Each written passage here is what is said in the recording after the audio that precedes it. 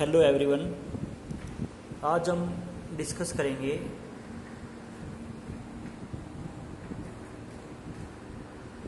देखो 12th physics का next topic आपका है कि जब किसी करंट कैरिंग लूप को मैग्नेटिक फील्ड में रखेंगे तो उस लूप के ऊपर क्या लगेगा, टॉर्क लगेगा। अब कितना टॉर्क लगेगा, कब नहीं लगेगा, क्या डायरेक्शन होगी टॉर्क की, वो सब यहाँ पे हम डिस्कस करेंगे। तो यहाँ पे मैग्नेटिक फील्ड है, यूनिफॉर्म मैग्नेटिक फील्ड है जिसकी स्ट्रेंथ है B, और इस मैग्नेटिक फील्ड में एक करंट कैरिंग लूप है। ये रेक्टेंगुलर लूप है। मान लो इसकी ये जो साइड है इसकी लेंथ मैं मान लेता हूँ A, और ये जो साइड की लेंथ है, ये जो है इसकी लेंथ, इसको मैं B मान लेता हूँ। तो ये कैसा लूप है, एक रेक्टेंगुलर लूप है, और ये इसकी साइड की लेंथ दे रखी है A और B। A एंड B क्या है, साइड की लेंथ है। तो I इसमें करंट है। यहाँ पे मैंने जो करंट लिया है वो क्लॉकवाइज डायरेक्शन में लिए, आप एंटी क्लॉकवाइज भी ले सकते हैं, ऐसा कुछ नहीं है इसमें। अब देखो, अब इसको क्या करेंगे हम, इस लूप को मैं थोड़ा सा रोटेट करवा देता हूँ। रोटेट कैसे करना है, ये लूप आपका ऐसे रखा हुआ है, तो इस लूप को थोड़ा सा ऐसे रोटेट कर देता हूँ, ऐसे रोटेट कर दूंगा इसको। तो ऐसे रोटेट कर दूंगा तो देखो थोड़ा सा रोटेट करना है थीटा एंगल पे। तो इसके अबाउट इस एक्सिस के अबाउट मैं इस लूप को रोटेट कर देता हूँ थीटा एंगल पे। तो कुछ ऐसा हो जाएगा कि ये साइड आपके ऊपर उठ जाएगी, और ये मतलब आपको ऐसा दिखेगा, आपके जो लूप है उसकी ये न्यू पोजीशन, ये हो जाएगी लूप की न्यू पोजीशन।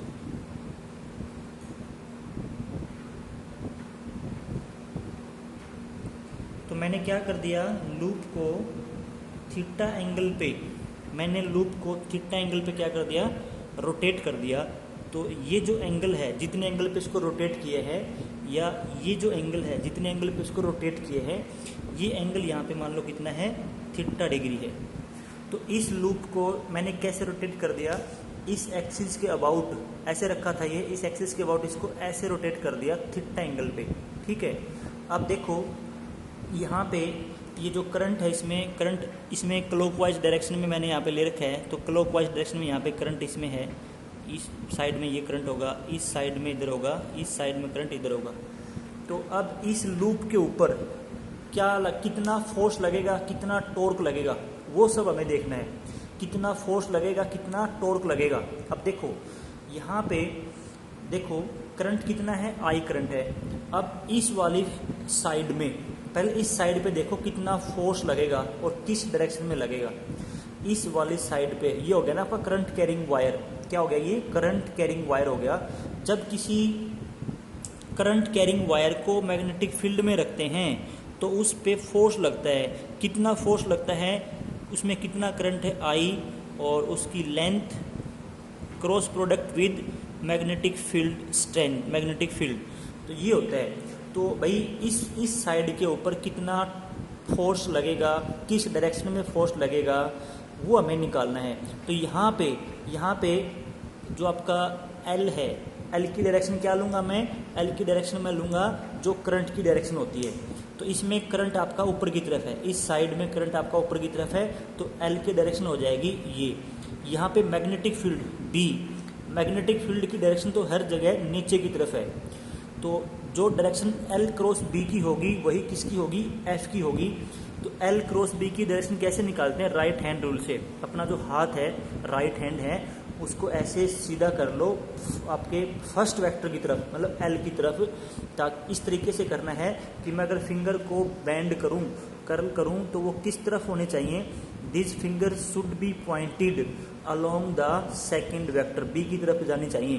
तो अंगूठा क्या बता देगा, अंगूठा बता देगा आपको L क्रॉस B की डायरेक्शन, मतलब F की डायरेक्शन। तो यहाँ पे इस पे जो F फोर्स लगेगा वो किधर लगेगा, F फोर्स आपका इस तरफ लगेगा, इस पे लगेगा इधर F फोर्स, ठीक है। और ये F कितना लगेगा, इसको मैं ना F1 मान लेता हूँ, F1। तो यहाँ जो F1 है, कितना फोर्स लगेगा F1, करंट कितना है इसमें I, लेंथ कितनी है, इस वायर की लेंथ कितनी है B, लेंथ होगी B, IB, और यहाँ पे मैग्नेटिक फील्ड कितना है, यहाँ पे मैग्नेटिक फील्ड है capital B into sine theta, theta किसके बीच का एंगल, L और B के बीच का एंगल, L आपका इधर है, B आपका नीचे की तरफ है, तो एंगल कितना हो जाएगा 90 डिग्री।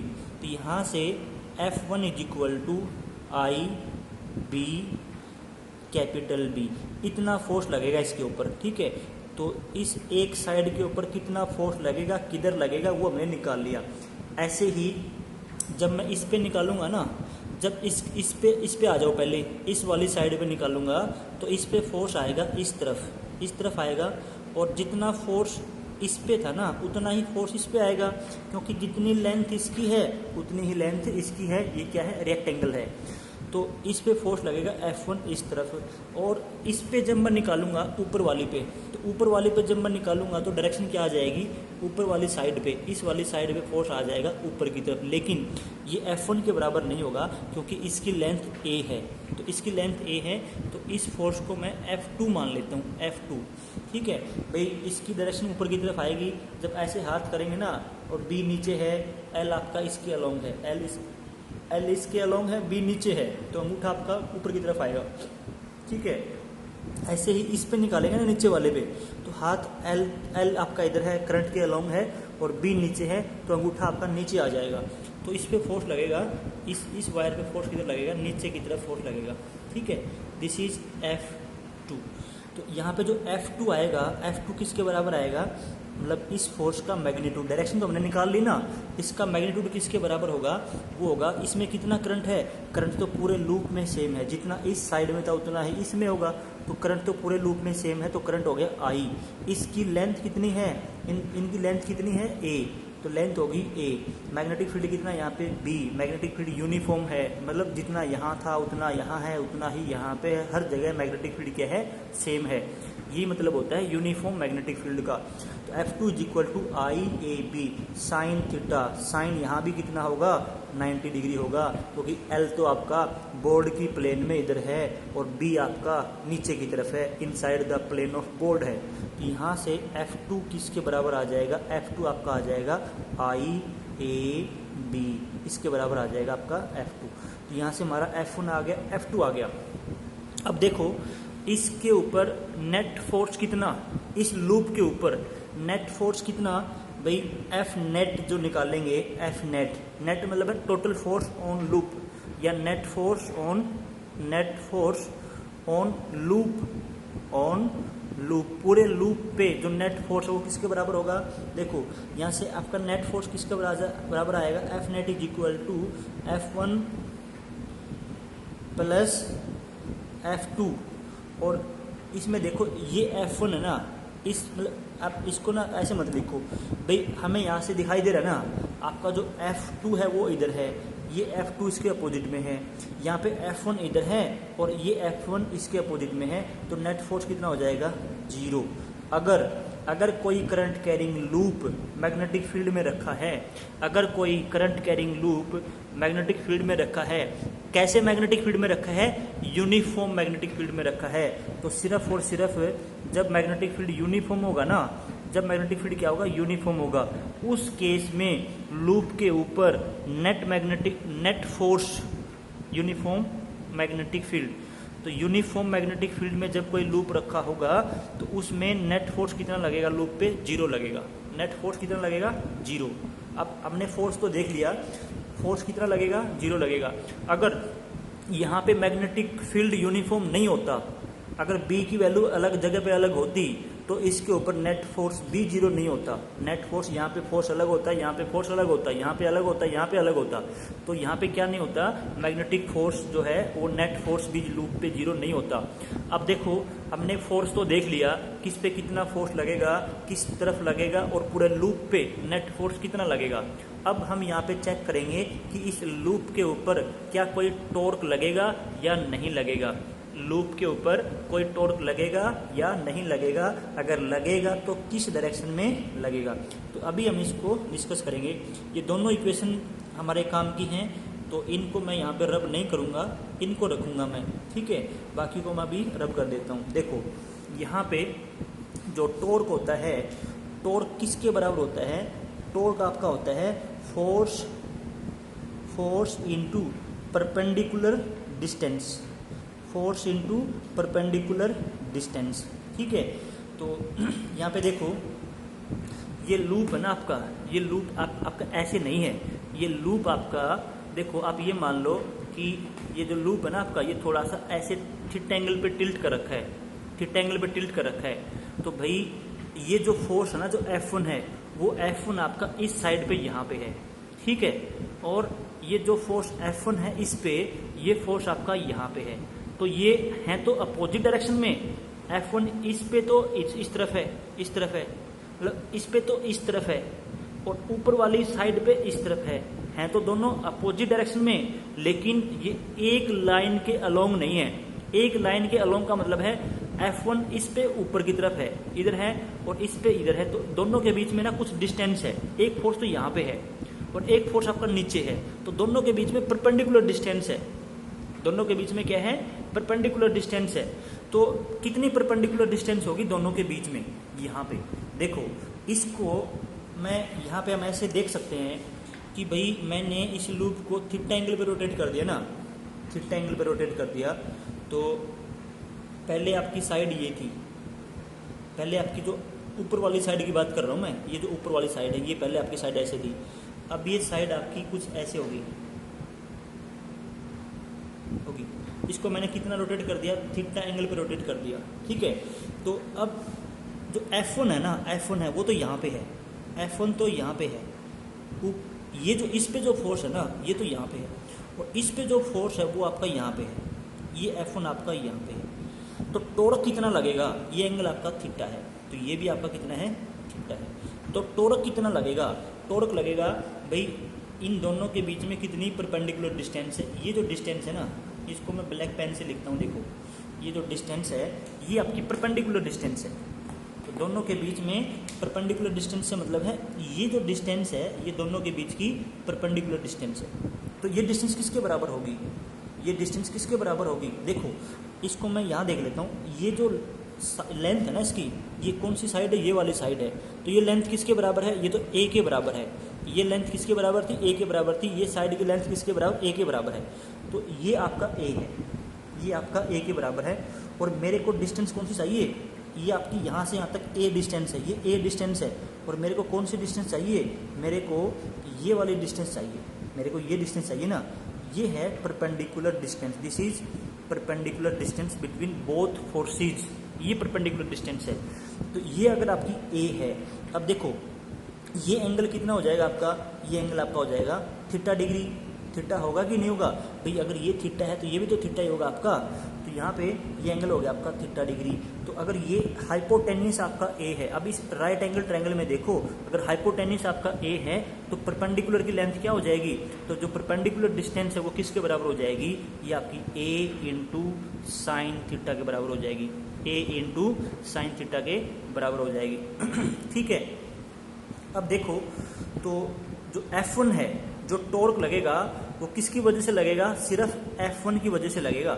ये दोनों जो फोर्स है ना, ये तो एक ही लाइन के अलोंग है। F2 तो एक लाइन के अलोंग है, इनके बीच में परपेंडिकुलर डिस्टेंस 0 है, तो इनकी वजह से कोई टॉर्क नहीं है। टॉर्क सिर्फ इनकी वजह से, क्योंकि ये एक लाइन के अलोंग नहीं है, ये ऐसे हैं, एक इधर है एक इधर है, तो टॉर्क सिर्फ इनकी वजह से है। ठीक है, तो टॉर्क हो जाएगा F1 इंटू परपेंडिकुलर डिस्टेंस कितनी है? A sine theta. F1 की वैल्यू पुट कर दो, ये हो जाएगा आपका I B capital B A sine theta. ये हो गया आपका टॉर्क। तो टॉर्क को हम ऐसे लिखेंगे I A small a into small b, इसको लिख दूंगा मैं लूप का एरिया। ठीक है, ये यहाँ पे मैग्नेटिक फील्ड है और ये हो गया आपका साइन थीटा। अब टॉर्क आपका वेक्टर क्वांटिटी है, तो इसको वेक्टर फॉर्म में कैसे लिखेंगे? देखो टॉर्क को वेक्टर फॉर्म में लिखेंगे I as it is A का और B का क्रॉस प्रोडक्ट, A का और B का क्रॉस प्रोडक्ट। अब ये A तो क्या था? ये तो एरिया था लूप का। क्या लूप का एरिया कोई वेक्टर क्वांटिटी है? हाँ, लूप के एरिया को मैं क्या मान सकता हूँ? वेक्टर क्वांटिटी मान सकता हूँ। किसी भी एरिया को वेक्टर क्वांटिटी हम मान सकते हैं। मतलब जो स्मॉल एरिया होता है ना, वेरी स्मॉल एरिया, उसी को वेक्टर क्वांटिटी मानते हैं। उसी को क्या मानते हैं? स्मॉल एरिया को ही वेक्टर क्वांटिटी मानते हैं। बाकी अगर कोई प्लेन एरिया है, अगर कोई प्लेन एरिया है ना, तो वो अगर बड़ा एरिया है तब भी उसको वेक्टर मान सकते हैं। तो यहाँ पे ये जो लूप था ना, इसका ये जो लूप था ये प्लेन था, ये प्लेन लूप था, तो प्लेन एरिया चाहे बड़ा हो उसको भी वेक्टर क्वांटिटी मान सकते हैं, क्योंकि हम उसकी एक स्पेसिफिक डायरेक्शन डिसाइड कर सकते हैं। और अगर कोई एरिया उबड़ खाबड़ है ऐसा, उसकी कोई एक स्पेसिफिक डायरेक्शन नहीं होती। ठीक है, तो आपको ये मान के चलना है कि एरिया को वेक्टर क्वांटिटी मान सकते हैं। ठीक है, अगर एरिया को वेक्टर क्वांटिटी मान सकते हैं तो उसकी डायरेक्शन क्या लेंगे? देखो, हम इसको ऐसे भी लिखेंगे कि जो टॉर्क है, टॉर्क इज इक्वल टू आई, इसको आप ऐसे लिख दो ए क्या है आपका? ए यहाँ पे आपका ए इंटू बी के बराबर है एरिया। और इसमें यहाँ लिखूंगा n cap. What is n cap? N cap यहाँ पे क्या है? एन कैप है यूनिट वेक्टर। यूनिट वेक्टर है, unit vector along the direction of area, along area vector या along direction of area, along direction of area. तो what is n cap? N cap is a unit vector along the direction of area. तो ये area की vector में unit vector है into B vector. तो ये हो गया हमारा टॉर्क का फाइनल जो रिलेशन आ गया। तो ये फॉर्मूला भी आपको याद रखना है, torque is equal to I. Current कितना है लूप में? वो लूप का area into cross product magnetic field के साथ। तो ये आ गया आपका टॉर्क आ गया। अब देखो यहाँ से जो टॉर्क आ गया आपका, टॉर्क का मैग्नीट्यूड कितना होगा? टॉर्क का मैग्नीट्यूड कितना होगा? टॉर्क का मैग्नीट्यूड होगा I A B sine theta. What is theta? Angle between A and B. Theta क्या है यहाँ पे? Angle between A and B. तो भाई आपका जो टॉर्क जीरो कब होगा?